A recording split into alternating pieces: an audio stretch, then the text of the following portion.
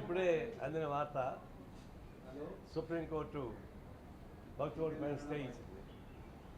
మేము మొట్టమొదటి చెప్తున్నాం, ఈ రిలీజియస్ ఇన్స్టిట్యూషన్లో పార్లమెంట్ నుంచి బుల్రోజ్ చేయడం కరెక్ట్ కాదు అని చెప్పాం. అంబేద్కర్ మొట్టమొదటి చెప్తున్నాడు, ఈవెన్ 1% ఆఫ్ ద రిలీజియస్ ఉన్నా కూడా వాళ్ళకి రెస్పెక్ట్ చేయాలని. భక్తుకోటి చాలా ఇంపార్టెంట్ ఇన్స్టిట్యూషన్. దాన్ని రిలీజియస్ ఇన్స్టిట్యూషన్ అటు చూడకుండా పార్లమెంట్ చర్చ పెట్టి మెజారిటీ ఉందని చెప్పేసి మెజారిటైజేషన్ పేరుతోటి దాన్ని బుల్రోజ్ చేయడానికి ప్రయత్నించారు. అప్పుడు అపోజిషన్ పార్టీస్, ముఖ్యంగా లెఫ్ట్ పార్టీ చెప్పాయి, ఇది అట్లా చేయడానికి మంచిది కాదు, కానీ సెలెక్ట్ బోర్డు కన్నా పంపించాలని చెప్పారు. కానీ అలా అంగీకరిస్తారు.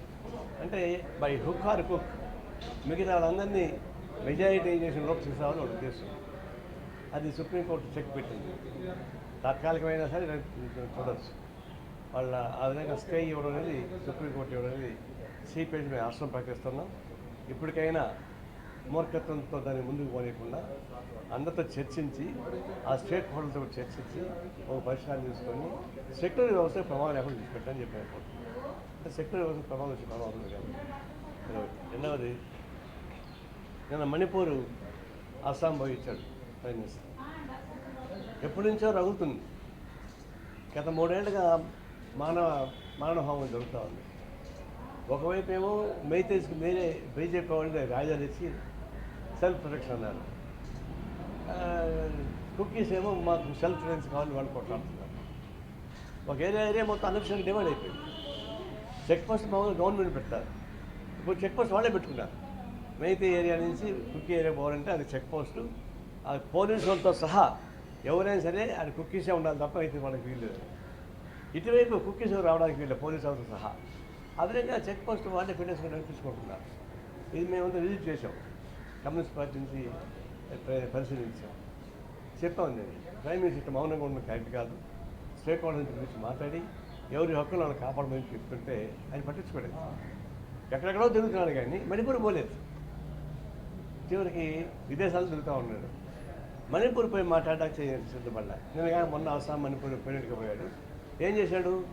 అద్దంకి సిద్ధుడు వచ్చాడు, పోయేపోవడం. మా జిల్లా ఏంటంటే పొంగనూరు జామున్ వచ్చాడు, పోయినాడంటాడు. పోయినాడు, వచ్చాడు. As a prime minister of India అటు రగులుతూ ఉంటే దాన్ని సీరియస్గా డిస్కస్ చేసి పరిష్కారం చేయకుండా ఎప్పుడో కట్టిన బిల్డింగ్లు, మణిపూర్లో ఎప్పుడో పాత బిల్డింగ్స్ అన్నీ ఇనాగ్రేట్ చేశాడు. ఆ బిల్డింగ్ ఇనాగ్రేట్ చేసిన అవసరం వచ్చింది. తర్వాత 1,00,000 ఉద్యోగాలు డాక్టర్లు నియమిస్తామని చెప్పాడు.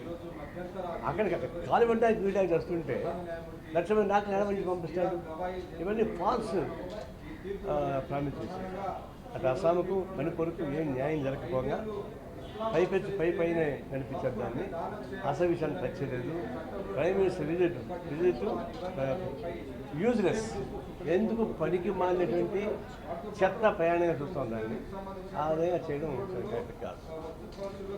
మూడవది, ఇప్పుడు తెలంగాణ వారోత్సవాలు ప్రపంచవ్యాప్తంగా ప్రసిద్ధిగాసినట్టు నిజాం నవాబు వ్యతిరేక సాయుధ పోరాటం సెప్టెంబర్ 11వ తారీఖున కాబట్టి మగ్దుం మొహిద్దీన్, వద్దం ఎల్లారెడ్డి, రావి నారాయణ రెడ్డి వీళ్ళ ముగ్గురు నాయకత్వాన తెలంగాణ సాయుధ పోరాటానికి పిలిపించారు.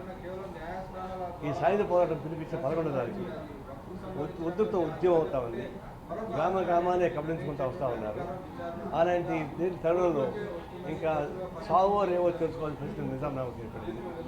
తప్పని ఊపిరి ఉప్పొంగుందని చెప్పే ఉద్దేశంతో ఆయన కేంద్రానికి సంప్రదించి ఆయన అన్ని ప్రయత్నాలు చేశాడు. పాకిస్తాన్ వాళ్ళు ప్రయత్నించాడు, ఈయన కోసం ప్రయత్నించాడు, పట్టించుకోలేదు.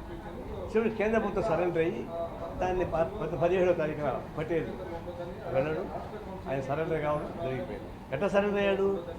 ఆయన 17వ తారీఖు ఆగి ఉంటే ఈ తెలంగాణ సాయుధ పోరాటం వాళ్ళు ఆక్రమించుకున్న వాళ్ళు తీసుకుని జైలు పట్టేసి ఉండేవాడు.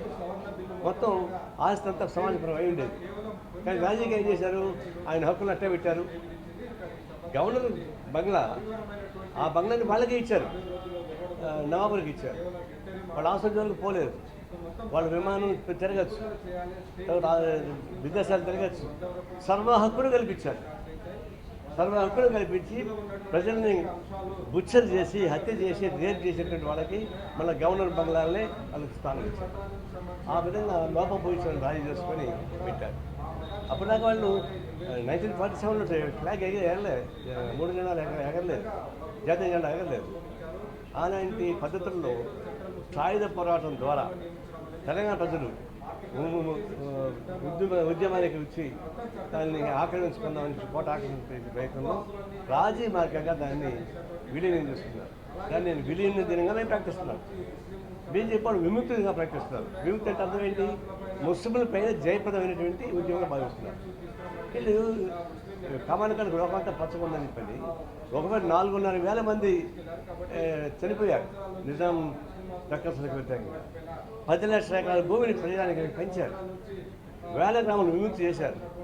అలాంటి మహత్తర సాయుధ పోరాటంలో కమ్యూనిస్ట్ పార్టీ ప్రముఖత వహించింది. కానీ ఆ ప్రముఖ పాత్రను పట్టించుకోవడం కానీ ఏం చేయకుండా నిన్న గవర్నర్ ఏమంటాడు? తెలంగాణ గవర్నరు పటేల్ ద్వారానే విముక్తి అని అంటున్నారు. ఆయన గవర్నరా లేకపోతే బీజేపీ చెప్పరాసినా? అసలు బీజేపీకి ఏం సంబంధం ఉంది? స్వాతంత్ర పోరాటంలో బ్రిటిష్ వాళ్ళకి వ్యతిరేకంగా పోరాటం సాగించగా సావర్కర్ అటెండెంట్కి అయినాడు, మళ్ళీ సడన్గా బయటకు వచ్చేసాడు. ఒక్క బీజేపీ వాడు, అంటే ఆ రోజు ఆర్ఎస్ఎస్ వాడు. 1925 ఆర్ఎస్ఎస్ పుట్టింది, 1925 సిపిఐ పుట్టింది. కానీ ఆర్ఎస్ఎస్ పనులు నిర్వహించి జరిగిన బ్రిటిష్ వ్యతిరేక ఉద్యమం స్వాతంత్ర పోరాటంలో ఒక్కడు పాల్గొలేదు, ఒక్కడికి లాఠీ దెబ్బ తగలలేదు, ఒక్కడికి బుల్లెట్ తగలలేదు. కానీ 4,500,000 మంది పోగొట్టుకున్న కమ్యూనిస్టులు ప్రజా ఉద్యమాలు అభివృద్ధి కాదని వాళ్ళు బ్రిటిష్ సపోర్ట్ చేశారు. నిజాం నవాబ్ పాలన జరిగింది. నిజాం రాజశేఖర్ పరిపాలన కుదించాలి. ఆర్ఎస్ఎస్ పాల్గొనడం దాని ఏమన్నా పాల్గొలేదు. ఆర్ఎస్ఎస్ పాల్గొలేదు.